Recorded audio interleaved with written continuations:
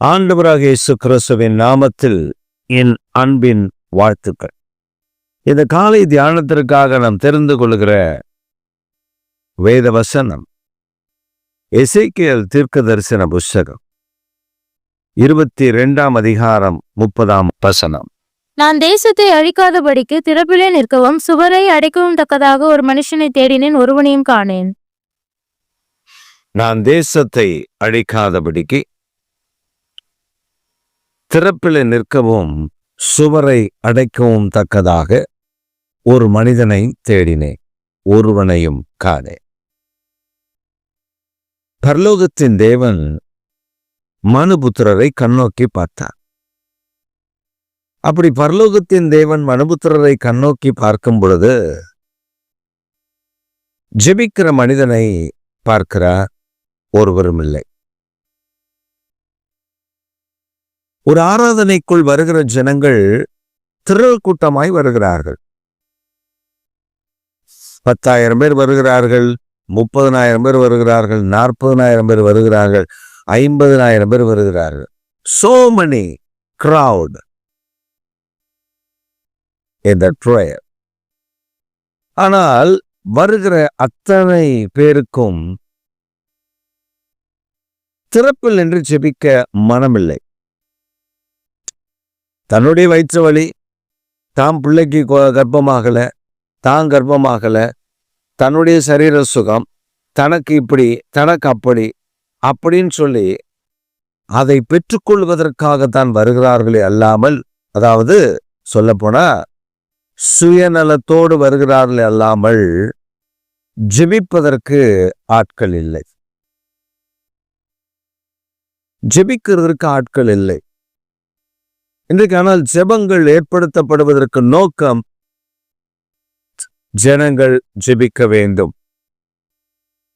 ஜனங்கள் திறப்பில் நிற்க வேண்டும், ஜனங்கள் சுவரை அடைக்க வேண்டும், அந்த பாதிப்பு வருகிறதை தடுக்க வேண்டும் என்றுதான் அந்த ஜெபங்கள் வைக்கப்படுகிறது. ஆனால் வருகிற ஜனங்கள் அப்படி அல்ல. சில பிரயாணப்பட்டு வந்து களைப்பில் தூங்குகிறார்கள்.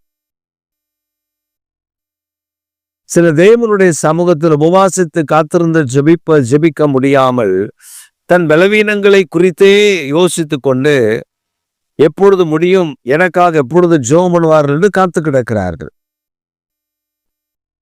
ஆனால் நாமும் திருச்சபைக்கு போகிறோம், ஆண்டவரை ஆராதிக்க போகிறோம், ஒரு காணிக்கையை போடுகிறோம். முடிந்த உடனே பாஸ்டர் இடத்துல போய், பாஸ்டர் எனக்கு இந்த பிரச்சனை ஜெபம் பண்ணுங்க, பாஸ்டர் எனக்கு அந்த பிரச்சனை ஜெபம் பண்ணுங்க. நான் திருச்சபைக்கு போவேன். சில வருடங்களுக்கு முன்பு மாதத்தில் ஒரு முறையாவது அந்த திருச்சபைக்கு என்னை அழைப்பார்கள். அந்த திருச்சபைக்கு போனா பல கிராமங்களிலிருந்து ஜனங்கள் வருவார்கள். ஆராதனை முடிந்த பின்பு ஒரு பெரிய கீ நிற்கும், தலையில கை வச்சு ஆசீர்வதிங்க அப்படின்னு. அப்படி நம்ம தலையில கை வச்சு ஆசீர்வதித்து ஜெபிக்க ஜெபிக்க ஜெபிக்க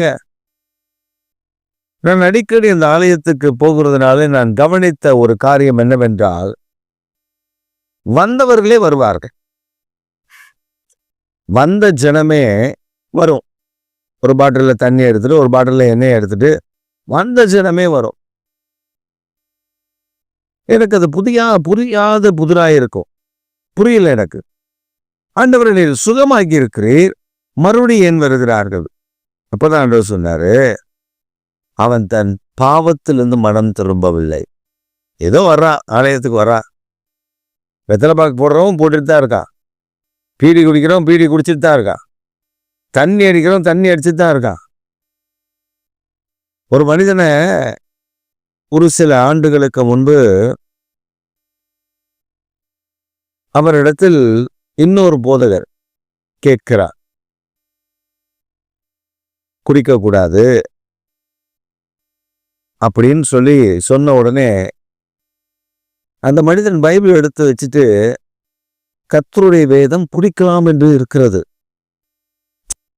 அதை நாம் பயன்படுத்துவதை பொறுத்து, உடல் பலவீனத்திற்காக பயன்படுத்தினால் நல்லது அப்படின்னு அவன் சொல்லியிருக்கான். இதை கேட்டுட்டு அவரு மிரண்டு போய், என்ன பாஸ்டர் இப்படி? நான் சொன்னேன், வேதத்துல ஒரே ஒரு இடத்துல தீமோத்தேயை பார்த்து, உன் சரீர பலவீனம், வயிற்று பிரச்சனைக்கு கொஞ்சம் திராட்சை ரசத்தை கூட்டிக்கொள். ஆங்கில வேதாகமத்தில் அது கிரேப் ஜூஸ் என்று இருக்கிறது. ஆனால் பொதுவான ஒரு டிரான்ஸ்லேஷனில் அது வைன் என்று இருக்கிறது. கிரேப் ஜூஸுக்கு ஆங்கிலத்தில் வைன் என்று சொல்லுவார்கள். ஆனால் அது ஃபெர்மெண்டட் வைனா இல்லை நார்மல் வைனா என்பதை டேக்ஸ் பைபிளில் மிக தெளிவாக இருக்கிறது. அது கிரேப் ஜூஸ் என்று இருக்கிறது.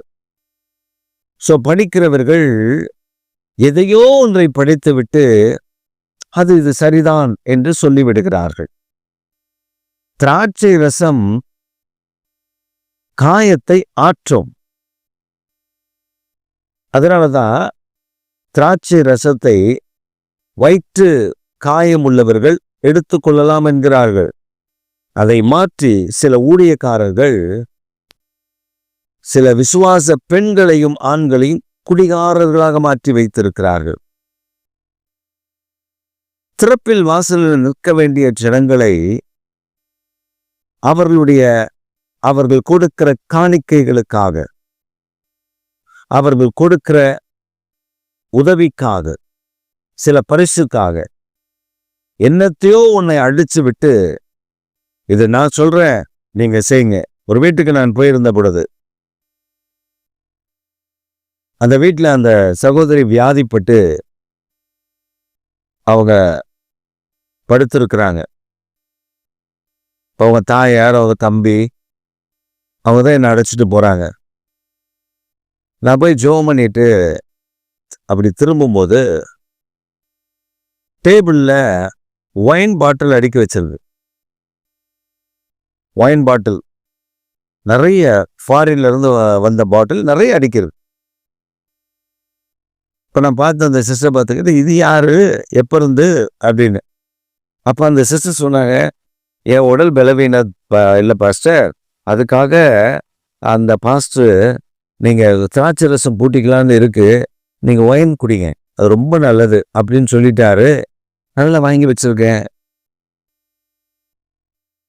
நான் சொன்னது தேவனுக்கு விரோதமான பாவம் இல்லை. அது ஒரு ஊழியக்காரர் தானே சொன்னாரு. ஊழியக்காரர் எதை சொன்னா செய்வீங்களா? அவன் உங்களை திசை மாற்றி இருக்கிறான். அவன் உங்களை வேதனைப்படுத்தி இருக்கிறான். அதற்கு பின்பு ஆண்டவர் அந்த வீட்டுக்கு போவதை தவிர்க்க வச்சார். நான் போவதை தவிர்த்து, அதற்கு பின்பு பல வியாதிகள் அவர்கள் பிடிக்கப்பட்டதை நான் கேள்விப்பட்டேன். ஒன்று, நாம் திறப்பில் நிற்பதற்காக அடைக்கப்பட்டிருக்கிறோம். கண்ட உபதேசங்களை கேட்பதற்கு அல்ல. வேதத்தை நீங்கள் வாசியுங்கள். பரிசுத்த ஆவியானவர் உங்களோடு கூட பேசுவா. எங்கள் தேசத்தில் திறப்பில் நின்று ஜெபம் பண்ணுங்க. அது அவர் இருதயத்திற்கு ஏற்றதாக இருக்கு. நான் ஏன் சொல்றேன்னா, ஒரு மன பாரத்தோடு நான் பேசுகிறேன். நிறைய பகுதிகளில் அழிவு. சில பகுதிகளில் சுனாமி வந்திருக்கிறது, சில பகுதிகளில் சுனாமி எச்சரிக்கை விடப்படுகிறது, சில பகுதிகளில் நிலநடுக்கங்கள், எத்தனையோ ஆயிரக்கணக்கான மக்கள் மரிக்கிறார்கள். உத்தரகாண்ட்ல பாருங்க, உத்தரகாசியில திடீர் வெள்ளம், பெரிய பெரிய வீடுகள் தரைமட்டமானது, வீடு காணவில்லை. அதுல இருந்து ஆயிரக்கணக்கான மக்கள் என்ன வானாங்கன்னு தெரியல. இந்த மழை பெய்யுது, பாதுகாப்புக்காக அந்த பெரிய பில்டிங்ல இருந்தவங்கள என்ன நடந்ததுன்னு தெரியல. நீங்களும் நானும் இதெல்லாம் பார்க்காம திறப்புல நிற்காம இருந்தால் தேவன் நம்மேல் கோபப்படுவார், வருத்தப்படுவார். ஐயோ, எனக்கு இந்த ஆசீர்வாதம் இல்லை, இந்த காரியம் இல்லை, அந்த காரியம் இல்லை.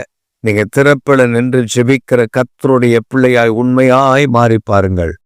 உங்கள் காரியங்களை அவர் தன்மேல் போட்டுக்கொண்டு அவர் உங்களுக்கு அற்புதங்களை செய்வார். அவர் உங்களுக்கு அதிசயங்களை நடப்பிப்பார்.